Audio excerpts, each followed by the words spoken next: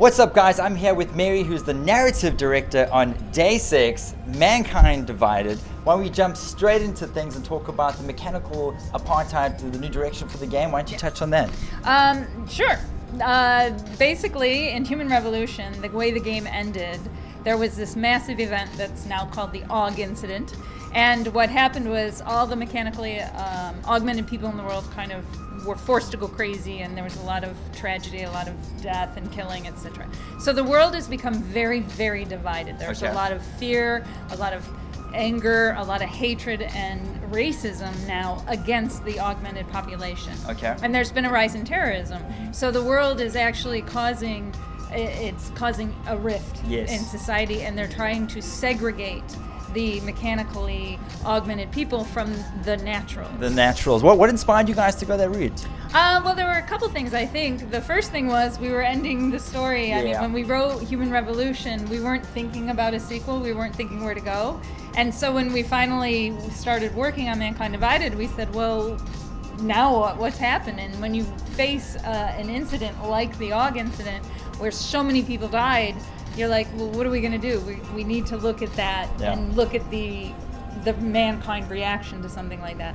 So some of it was from that, and then some of it is also just, it ends up being a reflection of our own times. Yes, of course, And the whole theme we were dealing with was reason versus emotion, and how do we as human beings deal with tragedies like that. Okay, very interesting part that you've taken. I can't wait to see it play out. Let's talk about our lead protagonist and how he's changed since our first story. He's obviously mechanically evolved slightly. What new abilities does he have? Well, he has a couple new abilities. Story-wise, you have to find out how come he has these new abilities. So I won't tell you all that. But some of the new we've given him now. He's got new gun arm augmentations. So, like for instance, he has this Tesla augmentation, which allows you to shoot electrical bolts out. Do you drive a Tesla? No, but I want to. I think we all do. So this is a non-lethal augmentation. He also has the new Titan AUG, which is it basically turns you into a human tank. It's this really cool looking shield that like Iron Man style. Yeah, Iron Man style. It absorbs your damage for you, so you have that. You can now also, with the nano blade, you can now shoot the nano blade. It's pretty cool. So you can use it as a distance weapon, and you can charge it as well, so that when you shoot it, it will explode and take out a lot of people. We also have remote hacking now, so you don't have to be next to a computer. You can remotely access to open up pathways and things like that. Okay, cool. And one of the great things about the series is that you can pick it apart. You can go all in guns blazing if you want, or you can take the stealth approach. Now, I hear you can actually finish the game like the old one without even killing anyone. How have you taken the stealth mechanics to the next level in this title? Well, I think there's a lot of new augmentations that help support the stealth, and we've also just kind of worked a lot on the pathing and all the stuff like that. But stealth was something that we felt was pretty good in the first game. It was solid, yeah. One thing I can now remember that is good about stealth is you can now do takedowns from cover and stay in cover. Good. Because in the past, you would do a takedown, it would blow your stuff.